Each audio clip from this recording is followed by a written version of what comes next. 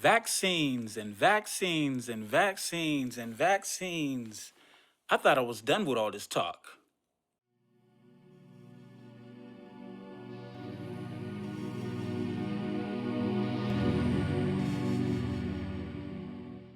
Welcome back to another show of No Holds Barred, ladies and gentlemen. I'm your host, Maurice Hunt, and today we have a very informative show for you. It is Tuesday, August the 3rd. And when I say a very informative show today, I do mean exactly that. Today is going to be a little bit special because I will be enlightening you with a little bit more detail and in-depth information as to the whole vaccines and everything that surrounds it. But before we get all into that, we already know that we structure our show around and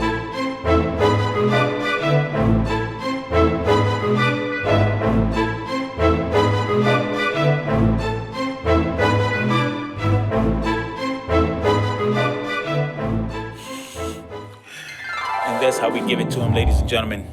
So, with all of that said and with all of that done, check this out. I made some notes real quick. So, NBC interviewed Dr. Grace Lee, a pediatric professor at Stanford University School of Medicine. She was part of a CDC medical advisory panel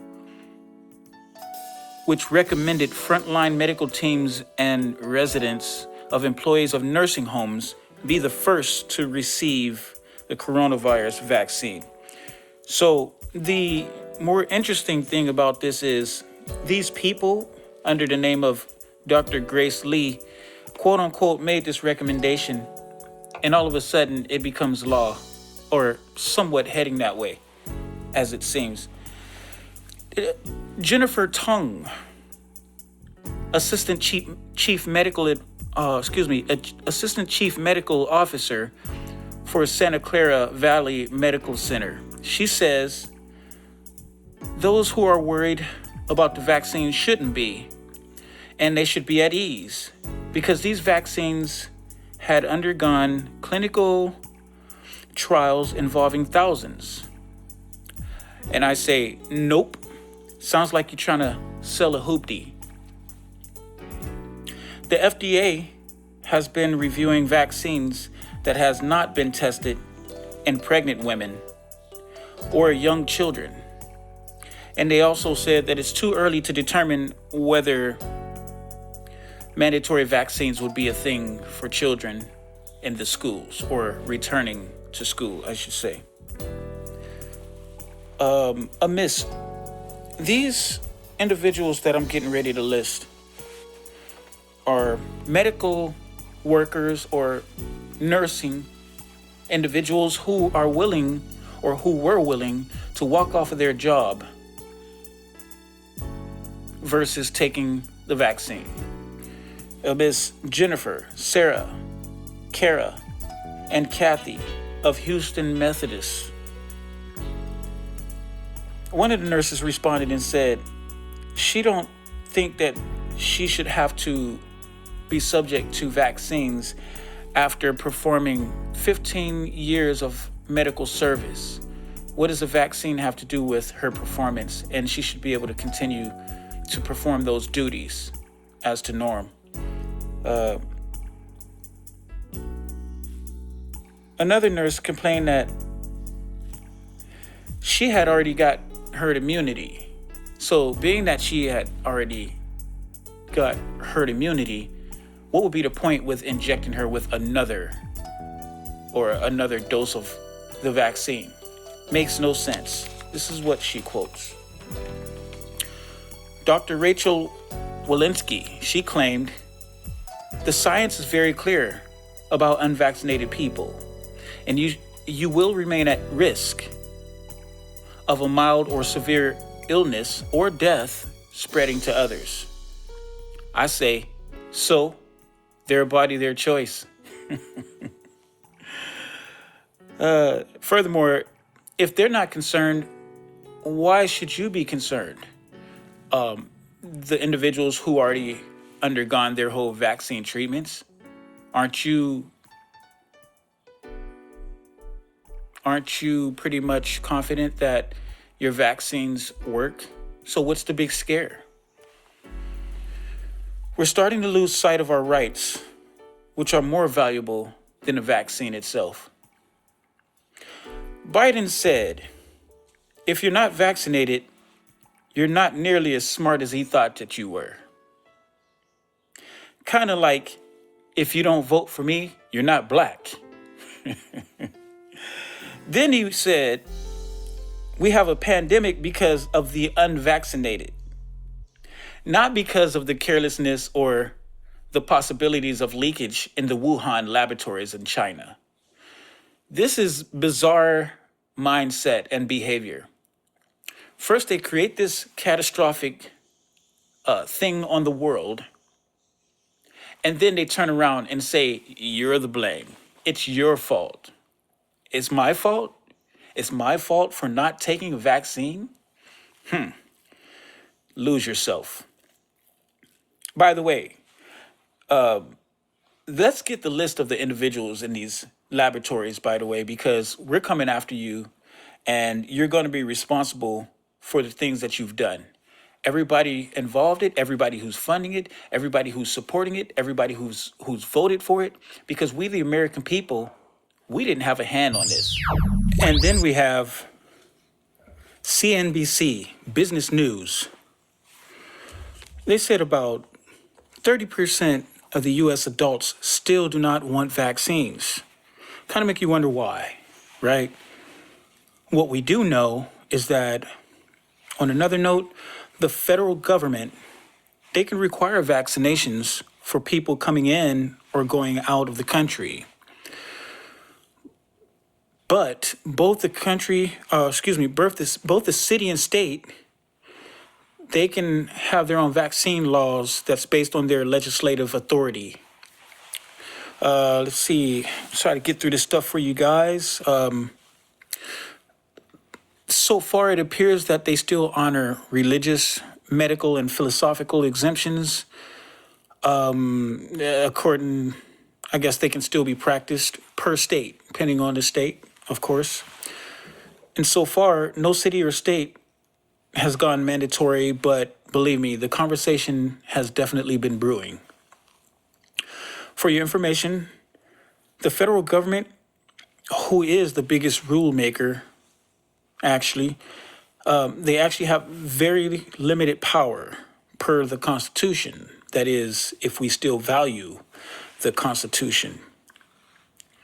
There's nothing in the Constitution that states that they have the right to protect public health. In fact, there might be a claim from one of our forefathers in the name of Thomas Jefferson that, and I quote, if we let the government decide what foods we eat or what medicines we take, our bodies will be in a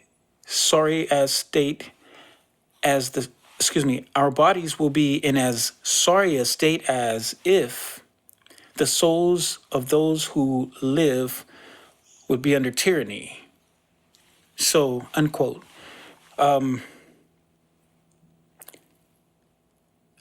I think that we should take a lot of this stuff with a grain of salt.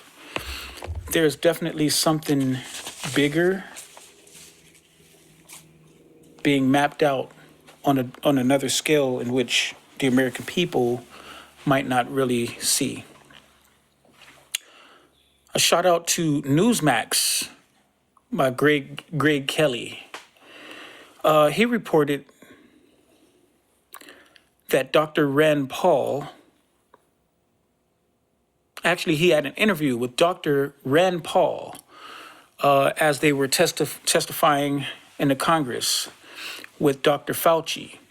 He recited Dr. Fauci's own definition to his face that scientific research that increases the transmissibility among mammals is considered, quote, gain of function.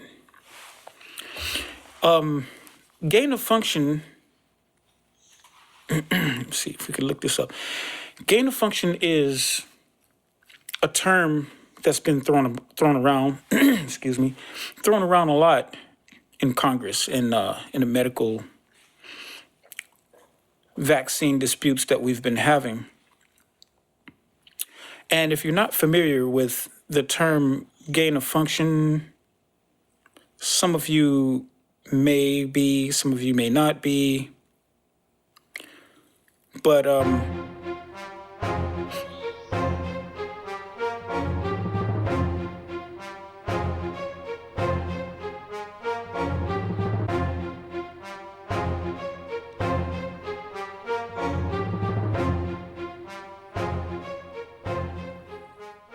yes. So one thing that I think that this is one of the most important things that we should address, or at least look into, regarding what has been happening in these laboratories. Now, I reported last week sometime on how I'm a little outraged about how we allow these scientists to do their thing in the laboratories. Nobody's held accountable, but we're talking over 4 million deaths around the world that somebody should actually be accountable for. Now, who gives these people a pass to do this type of research, and especially if it was never a thing in the first place? Gain of function, that term, let me break that down to you guys. So, gain of function research is medical research that genetically alters an organism in a way that enhances the biological functions of gene products. This may include an altered pathogenesis, transmissibility, or a host range, i.e., the types of hosts that a microorganism can infect. This research is intended to reveal targets to better predict emerging and infectious diseases, to develop vaccines and therapeutics. For example, influenza B can only infect humans and harbor seals. Introducing a mutation that will allow influenza B to affect rabbits in a controlled laboratory situation will be considered a gain of function experiment, as the virus did not previously have that function. So what does that mean? Let's expand on that. So Dr. Rand Paul, he's also a physician. He was on the stand in the Congress, and he quoted that basically they took animal viruses that only occurred in animals, and they increased their transmissibility to humans. For those who don't know, this virus was found first or previously in bats. This is where it all started. In Wuhan, China, whatever research that they were doing, the novel virus that they were tampering with, it only exists in bats. It was no such thing as being in a human being. What they did as they were in their laboratory is they took the virus from either the bat or this other animal that they're claiming that looks like an armadillo. I forgot the name of it right now. Sorry, I'll get that to you maybe another time where you can research it yourself. But let's talk about the bats, and specifically, in particular, they took the virus from the bat and they genetically modified it, or they mutated it so that it can affect a human being in the attempt to do the research to come up with a vaccine. In other words, if it's not broke, don't fix it. You did this to us by introducing this to our DNA or to our cells, and now we are the ones that's suffering. And then we also are the ones that's being blamed now for this pandemic. Why? Because I choose not to take your products. You guys make me sick. All of you make me sick. And I'm sick of you coming at me in my temple, telling me what I need to be putting or need to be doing to my body in order for me to live and function like a normal human being. We need to come after you guys who are responsible. We need to hold you accountable. And where is the people say so in all of this? We didn't agree and say, you know what? That would be a good, I'll tell you where we are. We're in the shadows. We're in the dark. We're dumbfounded. We are docile. We're completely mind controlled and mind manipulated in this whole thing. We are sheeple. All we do is do as we're told, get in line, and we think that the government have our best interest. But I'm here to tell you that it's some very sick people playing either politics or God. You are not God. I can't believe that. I can't believe this. This is actually happening. They took a doggone virus that was initially found in bats. And by the way, I've seen videos of bat stew. If you're not familiar with bat stew, you might want to check it out. Might be yummy for you. No, not here. The CDC released a study showing that 3/4 of the Delta variant cases are among the vaccinated. Who would have figured? So what does that mean? You rush me off, encourage me and the people to get a vaccine, and come to find out, we're carrying the variant. And we're spreading the vaccine now. Excuse me, we're spreading the virus, not the vaccine. You may as well say that we're spreading it so everyone's getting vaccinated pretty much, i.e. person to person. 70% of the vaccinated are spreading. That's what they said, about 70 plus. And this is according to the CDC. They released a study showing that 3/4 of the Delta variant cases are among the vaccinated. You also see this happening in Gibraltar, Iceland. Gibraltar, Iceland is a place where approximately 90% of its population is vaccinated, and yet they are becoming super spreaders among each other. Go figure. Ladies and gentlemen, I think we better wake up and start doing some reading. Pick up a book. Start doing some reading. Do some research. Do your own research. And you would find that this whole vaccine phenomenon and trying to enforce things upon the people is probably not the best thing for the people. Ladies and gentlemen, this is another episode of No Holds Barred with your host, Maurice Hunt. I appreciate you being with us. Go ahead, hit the subscribe button. Give us a thumbs up. Hit that like button. Let us know that we're doing good. Hit the thumbs down if you would like to dispute anything that I'm saying. Bring that to the table and let me chew you up. That I will do. You ain't even seen the beginning of it yet. Folks, no holds barred. Peace.